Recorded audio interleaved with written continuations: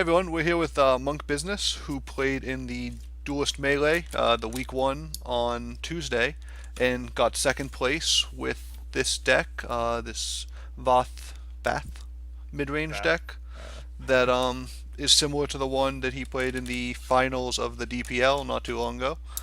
And you can actually see more of a complete explanation of the entire deck on that video. But we're just going to kind of go over a couple different things and that relate to how it performed in this metagame and why the sideboard was chosen, and just a couple other things about the deck. So first of all, Monk, thank you for thank you for coming on. So I think the most kind of the most obvious question that I had when I first see a deck like this is why go with something like the Cryptographer Drogon combo over something that's more like a standard mid-range Voth deck with maybe some Spelljammers and Elucidators and kind of just the bursty decks that we've been used to out of Magma. I think it's probably a lot down to preference because I played mid-range Bath a lot before Rise of the Bloodborne, and also Cryptographer is absolutely brutal in Wrath. I don't think I would ever play a Wrath without Cryptographer. Honestly, even if I were to play this aggressive style with Elucidator and things like that, Cryptographer is just such a good two drop, and also it kind of acts as a free drop for that, and you don't really have a good option for a free drop in that deck. So in that way, I would say it's absolutely the strongest two drop in that deck. And then it combos obviously with Drogon. So originally, I think I played something like what's it called? The 7 mana, make yourself a 10/10 Uh, card. Bounded Life Force. Yeah, exactly. Bound. Bounded Life Force. Um, and people played around that a lot in a period of time. But somehow they don't play as much around Drogon. It's actually really weird because that like Drogon can output way more damage. But I think it's about like when it comes out where Bounded Life Force is sub 7 mana, 8 mana, and Drogon you can even put it out on 5 and just get that 8 damage in. If you're on 3, you double it up to 8 or something. Uh, just pushing the damage and being a little more consistent. Also, just being a drop you can play out. I did that a lot in this melee tournament where I just played it out and said, well, if you can't deal with it, you're fucked. But if you can't deal with it, that's fine. You spend your turn dealing with it, and I have a Mercancer coming up next turn. Um, so I think it's a lot about preference, and I really just love fractal replication. So whatever supports that card, and Drogon definitely does. Uh, I Right. want to play that. Yeah, is Drogon the main target for that, or is it also just kind of a value card if you happen to have something survive on the board? Like I imagine, cloning a Grove Lion or a Macantor or a Mandrake are all very powerful as well. Yeah, Drogon happens actually. I say that I play Drogon because of fractal, but the true target, the true winner here is obviously Mandrake. It's the combo that you're gonna play most often. If you can get Mandrake to 1 or even 0 mana, you can put that out for 6 mana together with Fractal, have a big combo. But it also happens a lot on Sunsteel as well. And Sunsteel is a super powerful target for it because it tends to stick around. It's one of those minions that are harder to get to remove, and often the opponent is just gonna say, "Well, if I can't kill it, I'm just gonna try to run away, get out of range," and that's the perfect opportunity to multiply it. Right, yeah. If they have trouble removing one Sunsteel, then removing three of them is going to be more of a challenge for them. Yeah, it's really tough. But there are a lot of small combos. Like you can put Tiger down, fractal it for 9 damage burst, uh, and something that seems like it should happen a lot, but it doesn't actually happen that often. It's more Mandrake and Sunsteel. Right. So, how often would you say that the Drogon just comes down as a value minion compared to how much is it, you're trying to protect it and save it for that final comboing sort of element? I would say it's probably. I tend to, if I have a better play, I tend to keep Drogon in hand. Like if I have Sunsteel and Drogon, I play Sunsteel instead. If I'm on 6 or whatever mana, and I can play the Lion or the Magmar War Beast or something, I play that instead. Um, but often, if it's on curve and I don't have anything else, I play Drogon. So I would say, I don't know, probably 70% I use it like right on the turn I play it. And within those seven, like these are obvious bullshit numbers, but Right, right. within those approximately 70%, I would say half the time I use Drogon to end the game, like finish, hit him in the face. But surprisingly often, I can also use Drogon just to kill something like an Ironcliffe Guardian or a Silver Guard, a Knight in the mid-early game as well. So I use it there for value. Right, yeah, in the same way you'd use, like, it's kind of like the Sarge Bloodborne spell is what it ends up being. Yeah, So exactly. it kind of gives you the ability to kind of value clear.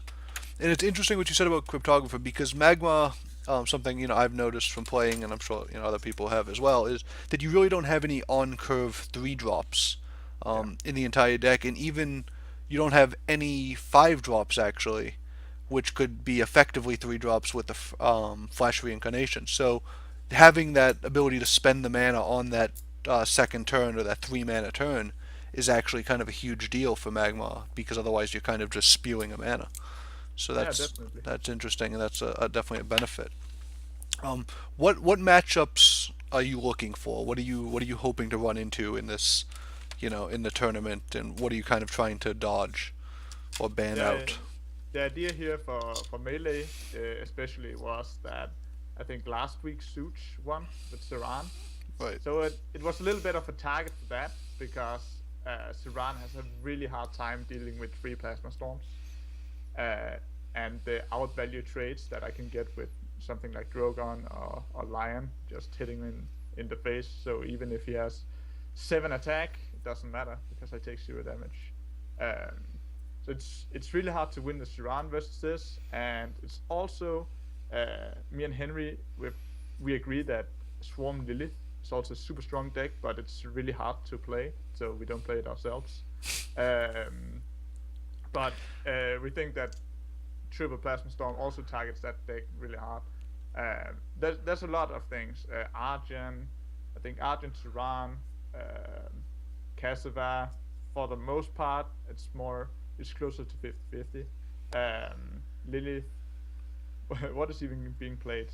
Syrinx and Sarge also gets destroyed by Plasma Plasma Storm. Storm for the Right. most part. Yeah, but we don't see those decks too often. Um, it's more of a toss-up versus Songhai in general, but because of the healing, it should be doable, especially with Groveline as well. The weakest matchup, I would say, is definitely Fae. Fae is so hard to deal with because if they play the Kite version, they just keep out of range. So your Drogon, your Groveline doesn't do anything. Often they have turns where they don't play minions. They just, oh, I'm sitting here dealing some damage, and my Mercancer feels really weak as well. And because we're playing all these hard removals, Thumbing Wave, Natural Selection, Plasma Storm, uh, because of those cards, we skip out on dispels. Right.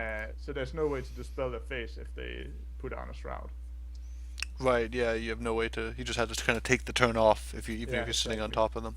And Um, yeah, I don't know if I forgot anything there, any of the the classes, the well, I factions. mean, Kara's technically a general, but not.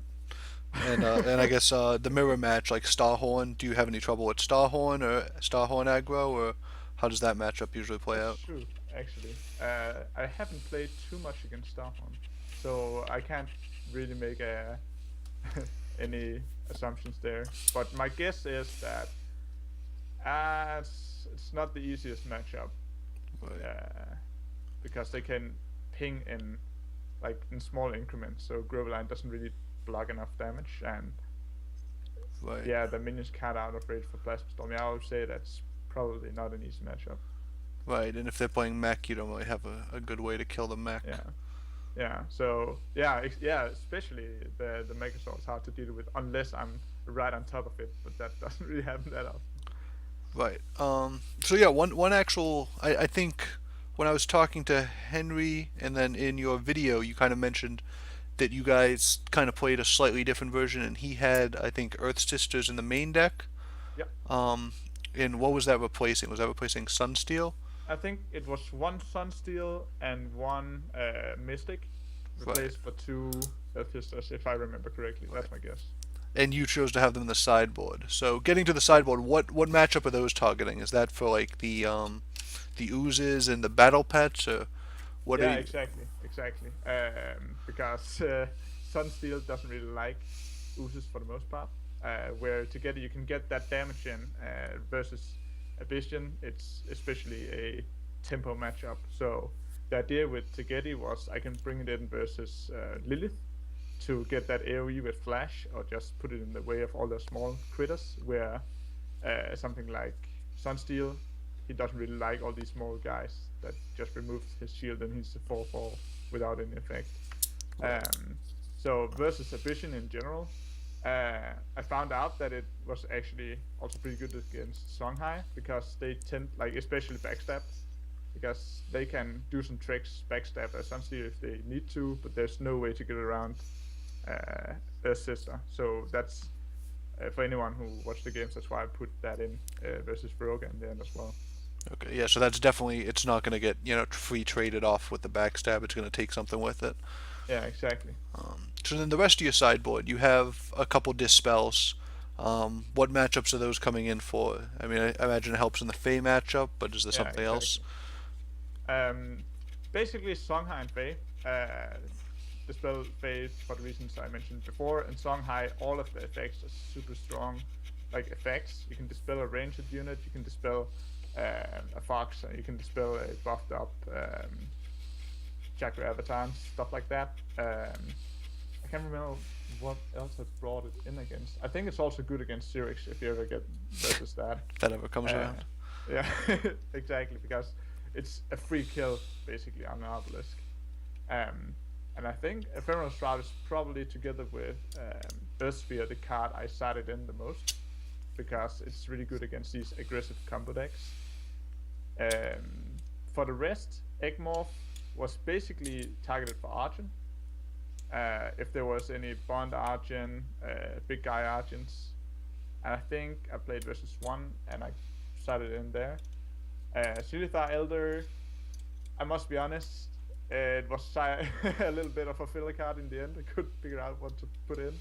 The idea was to basically uh, beat what's it called, Variax, even though I didn't expect to have trouble with Variax builds because they are, after getting 8 mana, it's not really that strong anymore. Right. And the But I nerf. also sided in against the Saran that I control matchup, and then just hope that there's no Sunblue. So So just kind of in general, this might be maybe should have gone the other direction, but how this is on me too. How do you kind of go about? I mean, in the melee is one of the only tournaments I think that uses a sideboard right now, other than I think there was the King of the Hill tournament recently. But with the melee kind of becoming a series and kind of becoming more of a thing, hopefully. How do you go about building a sideboard? Like, what matchups do you look to target? How do you look to pick card that might be good in some multiple matchups or a single matchup? Is there kind of a system that you have, or do you just kind of look through your cards and pick out things that you couldn't quite squeeze in your deck, or how does it work exactly? it's usually like you mentioned in the end there. It's usually these. What do I really need to put in? It's all about for me playing the deck a lot, and then the cards that get cycled out while I'm creating the deck. For example, Earth Sphere. I'm like starting on free because it used to be strong, and figuring out I'm getting it a little too often. I take one out, but then when melee comes around, it's like I need that healing if I'm getting aggro down. So it allows me to have these options. It's the same with the Ephemeral Shroud, where hmm, it's a little bit too much removal, but I know it's strong.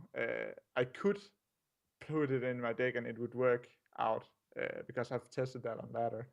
Uh, And then it's also really about getting feedback from your friends, like Tegedi. I would never have started that if not for Henry, I think. So he's playing one, I'm playing the other, and we're figuring out, well, this works for these cases, but Ursus Tegedi is actually different. It's not just a replacement, but it has different matchups that it's good against. Otherwise, I would say for side decking, it's really hard because there's no way to test it outside of playing against friends. And then they are kind of biased because they know what you're trying to test, so they know your side deck. There's no ladder with siding, so it's in general really hard to pick out how to make it. But I would say if you can put in cards that cover your weak spots, like I mentioned, I'm weak against Fae, so I put in Earthsphere, I put in Ephemeral Shrouds. That's the strategy I would go with. And sometimes there are some matchups that you cannot cover with your with side deck. I would say if you're Saran, it's almost impossible to cover Vath. So in that situation, just improve all your other matchups. Like have something that targets each of your secondary weak points, and try to see what can cover those. Um, so yeah, that's how I try to go about it. I hope that was helpful. No, yeah, I mean, I think there's a lot of approaches to, doing sideboards, and it's not a big thing in this game yet. And yeah, it is tough to test out because, it's only the one real tournament series that uses it, and you can't do it on a Yeah. ladder. And just kind of, are there any changes you would make? I know when I was talking to Henry, he mentioned Silhouette Tracer as a possible testing card. So are there any cards that you think you might take in and out if you would have to, play this again next week maybe, or did you find that this version is pretty close to what you'd want to play? Yeah, it's actually a tough question. Right now, I think the thing I'm thinking the most about is actually a surprise, surprise. Um, where is he? Young Silithar, which I'm. It's such a good card, but man, is it in the way of natural selection all the time. Like whenever I start out Young Silithar, natural selection cannot be played in that game. Uh, so that's a little bit on the chopping block. For siding, I think Silithar Elder and Egmorph are the spaces that I would start out by changing. Probably put in an Ephemeral Shroud more, just to have the option, because the Ephemeral Shroud, when I side it, it's a super strong side versus Songhai versus Fae. Um, Alternatively, some more healing. Um, yeah, that would be my go-to, but I'm not completely sure which healing cards I would put in. Would it be Asher Herald maybe, or if I should test out something like what's it called? The unicorn guy that kills Megasaur. It's also a solid. Sunset Paragon, I think. Yeah, exactly. Paragon is Yeah. also a really solid side deck option, especially for a deck like this that has no 5 drops and has a hard time with Megasaur.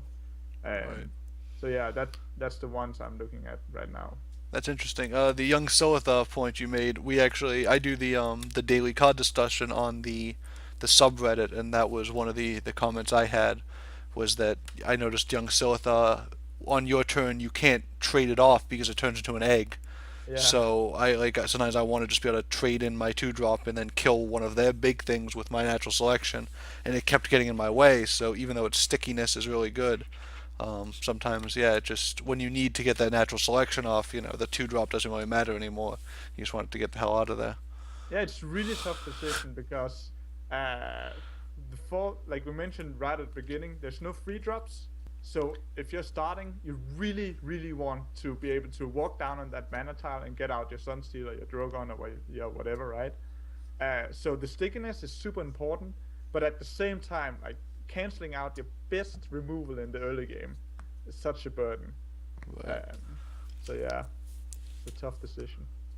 I mean, and one thing, just side to kind of double back, is you guys don't play any card draw, which is something you sort of addressed in your video. But is there ever a point where there's just a matchup that you need some kind of value engine to keep going? Have you considered anything like a spell jam or anything like that to just to shore up those matchups, even if it was in the sideboard, or do you just are you just fine playing kind of one spell a turn until you can beat them to death? I would say with this deck, because because of Drogon, because of the aggressive nature of it, Thumping Wave and Mandrake. The idea is that you want to win right when you are down to your last card. That's about the tempo you're trying to play out.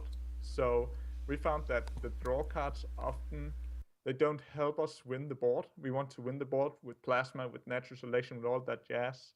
Like win over the board and finish it before it gets out of hand. Like before they start drawing a lot of cards and we start running out of steam. Um, the problem is Spelljammer could work, but it's really hard to win if you're feeding your opponent more resources to stop your aggression, and um, and it's the same with Sojourner. They both walk right into Plasma Storm. So without that buff in the aggressive deck with the Fortitude or the Dietide Frenzy, it's really hard to put those cards in just because they get removed by your own removal. Um, I think that's mostly the biggest problem. There's Tectonic Spikes, which we could play, but I think also that's down to preference. That we want to have the options in our hand instead of having the draw cards in our hand, and we have to skip some turns because now we don't. We only have draw and thumbing waves and no minions to play. So we found, and it's really more down to having played a lot and the feeling of the deck. It feels like it wins just when it have to, so we don't have to put draw in. Yeah. Okay, now that's interesting. I in my sideboard I used 2 copies of Tectonic Spikes, Okay. just because I wasn't sure if there would be a matchup that I needed to draw for. So yeah, I was just that's something I wondered about. But yeah, when I talked to Cybon about mid-range Voth, he said that he likes Spelljammer, but only if he could get the Greater Fortitudes, because that way he could buff it out of the Plasma Storm range. So it's interesting you mentioned that as well.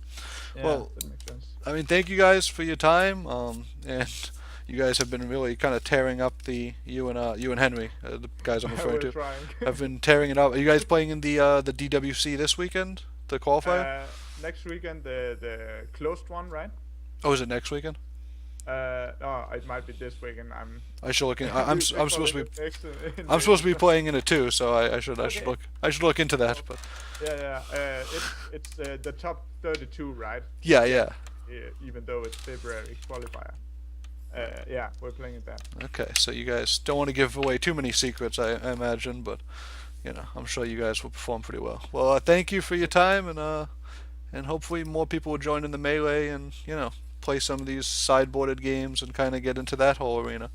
Yeah, it's really like a last thought. I love the melee format. I'm a Yu-Gi-Oh player myself. I really love the side deck format, so I hope it keeps going. Yeah.